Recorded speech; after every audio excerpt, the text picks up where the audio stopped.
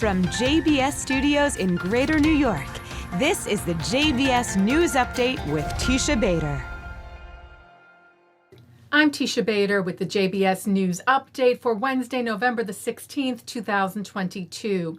Commander of Centcom, U.S. Central Command, Michael Kurilla, met yesterday with IDF Chief of Staff Lieutenant General Aviv Kochavi, where the two discussed threats facing Israel from Iran and from Iranian-backed Lebanese-based terror group Hezbollah. The two visited Israel's northern borders with Lebanon and Syria.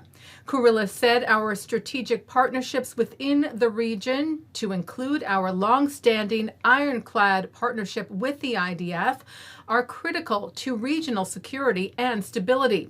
All these trips, he said, to the region inform my understanding of the threats and challenges faced by each country and the capabilities available. This is Kurilla's fourth trip to Israel since April of this year, when he took over the Centcom role.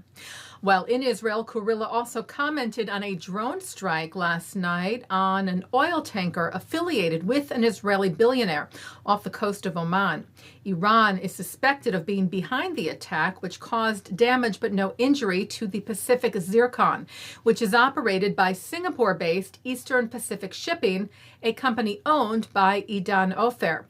Kurilla was cited telling the Wall Street Journal yesterday that this unmanned aerial vehicle attack against a civilian vessel in this critical maritime strait demonstrates once again the destabilizing nature of Iranian malign activity in the region. Ynet cited unnamed Israeli security sources saying that the drone strike was an effort to disrupt the FIFA World Cup taking place in Qatar beginning this Sunday. As we reported to you, Israel reached an agreement with FIFA and Qatar, with whom Israel does not have diplomatic ties, to allow for direct flights for Israelis and Palestinians during the game, and without the need for visas. The Times of Israel, meanwhile, cited Israel's Foreign Ministry's Lior Hayat telling Israelis to play it safe while in Qatar, saying downplay your Israeli presence and Israeli identity for the sake of your personal security.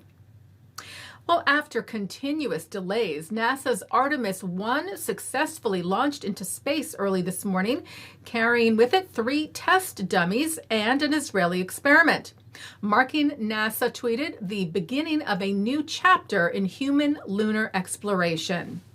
The space agency is hoping to send 4 astronauts around the moon in 2024 and to the moon as early as 2025.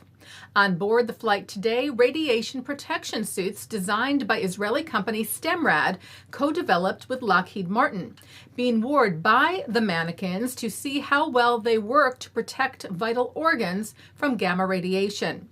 Israel's Army Radio space and technology correspondent Omer Azran shared that Israel's Ministry of the Interior issued a special passport to one of the test dummies named Zohar, who is representing Israel on the mission. 3, 2, 1. Boosters in ignition. And liftoff of Artemis 1.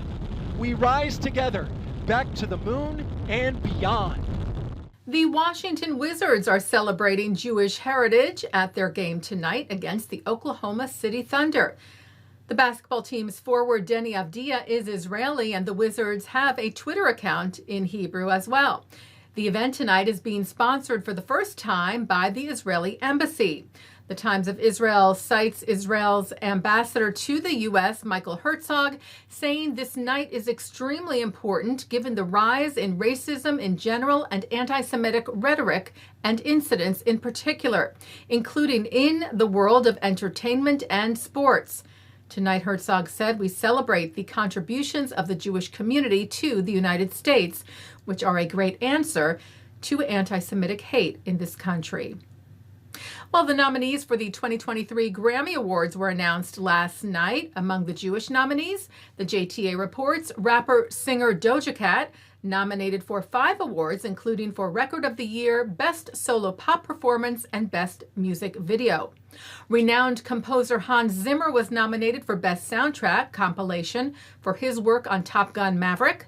Comedian and singer Randy Rainbow, nominated for Best Comedy Album for his A Little Brains, A Little Talent. Acclaimed playwright Tony Kushner was nominated for Best Musical Theater Album for the revival of Caroline or Change, co-written with Janine Tesori. Brazilian Jewish Flora Purim nominated for Best Latin Jazz Album, and at 96 years young, Mel Brooks was nominated in the Best Audiobook category for All About Me, My Remarkable Life in Show Business.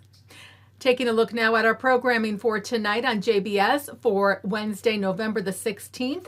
At 7 o'clock, it's Talmud Study. At 7:30, Eleanor Reissa talks about her memoir, The Letters Project, taking readers back through her family's past in Germany and Israel.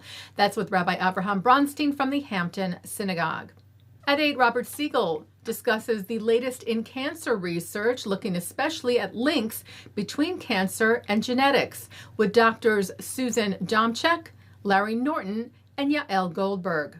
At 9, Mark Golub speaks with Alan Dershowitz on the issues that cost him his reputation, taped 1 week before he was exonerated. At 10:30, it's Good Week Israel.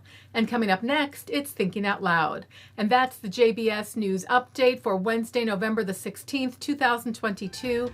I'm Teisha Bader. Stay healthy, stay well.